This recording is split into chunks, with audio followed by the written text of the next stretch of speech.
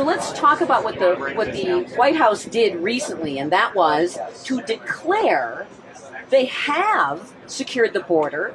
The border is secure, and they are always ready to act to make sure they limit immigration and secure the United States. Congressman, let's start with you. Just ask the people in Martha's Vineyard. They know it. They know that it's taken care of. Ask the mayor of Washington, D.C., where we're sitting right now. She can tell you the border is secure. No. They're all telling us now that the border is. Why are you sending these people up here? This is for all you plebes out there. They should go to your communities, not our communities. Right. It's for Fond du Lac. Yeah. It's not. I mean, it's not for Martha's Vineyard. It's for Sheboygan. Yeah, Vicki, what's really interesting is sometimes they accidentally tell the truth. The border is secure. It's been secured by the cartels. And the administration has zero control over it because they're happy to let the cartels run it because they don't want to get in the way of their business model. And I was in Arizona last week. I saw this firsthand. I had the privilege of seeing this with some state and local law enforcement.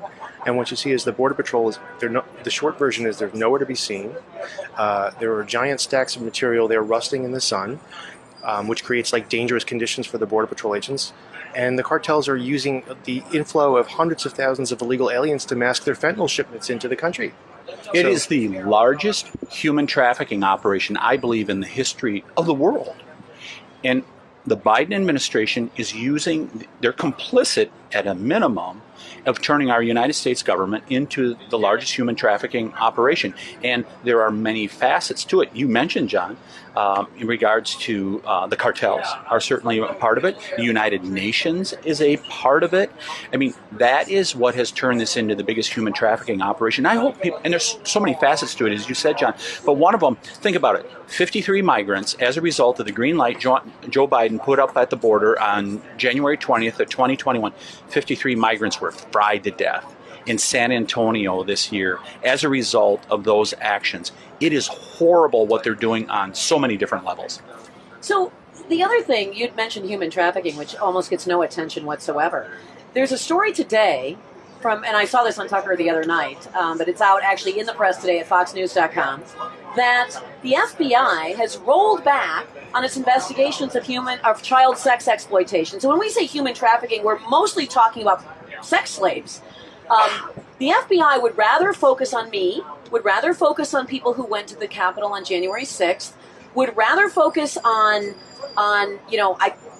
whoever supported Trump on Facebook than actually do the necessary work to stop what the cartels are doing, moving children, women, young men to basically sell them or trade them for their fee to get into the United States into sex slavery.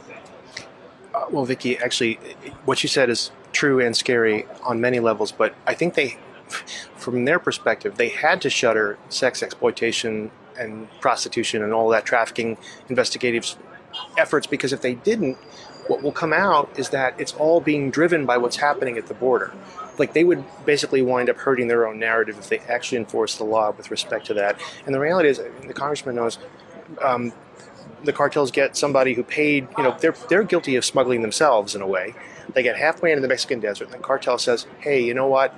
We're doubling your fee. And I said, well, wait, I was paying this much. No, well, you're paying this much now, but don't worry, you can work it off. And those people are slaves in this country. They're prostitutes. They're working in factories illegally. They're running drugs across the border. And so it is a human slavery operation that is made possible. I would go so far as to say the Biden administration is making the business cartel model possible by subsidizing the final leg of transportation of aliens to their point of destination. So, Tom, I finally fixed my microphone. So, Tom, when this happens, how do you undo it? How do you undo it? How do we go back when we've empowered the cartel? Mexico's a narco state. So how do we go back? And by the way, that narco state working with China to import some of the worst poison ever created to a place where Mexico is rational, where its government can get control of what has become, essentially a crime cartel controlling that our ally. How do we go back to help stabilize that region and stop the distribution of drugs, and the distribution of human beings who never get out of their slavery contracts, by the way. Yeah. It's not hard. You reverse course. I mean, look at the previous administration. My first trip to the border was in June of 2020, John.